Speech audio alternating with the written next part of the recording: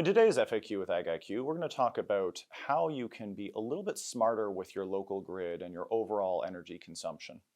So, one of the aspects that's pretty typical in a lot of facilities is a sunrise and sunset that's happening in a very sudden way. What this leads to is a sudden spike in demand. So you've got all of your lights turning on at the same time, you've got your HVAC system all kicking on at the same time, sometimes across all of your rooms at the same time. And this leads to a huge increase in power demand for your building and for the local grid generally. And that can lead to unstable power, dirty power, things like nuisance tripping on breakers. All of this is pretty common. And it's very expensive to do. Many facilities are being billed electricity, or part of their electrical billing is on a demand basis. And so if you're able to reduce your demand number, the raw kilowatts, the raw power going into your building, you've got the capacity to manage some of your electrical costs in a really easy way.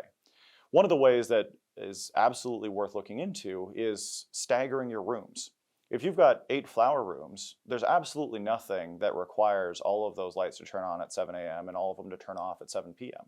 You can have those rooms turn on in a staggered way every 10 minutes, say, and have virtually no impact on your staffing requirements. In fact, it may make your staffing requirements easier because you're able to get your first feedings into those rooms in a staggered way, and you're able to check those rooms shortly after lights on in a staggered way. You don't need to do it all, that 10 minutes after lights on happens 8 times, not once that you have to deploy 8 people to.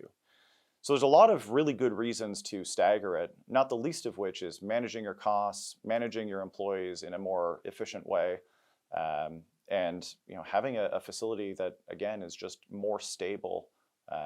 Obviously, grid power is a problem across the board.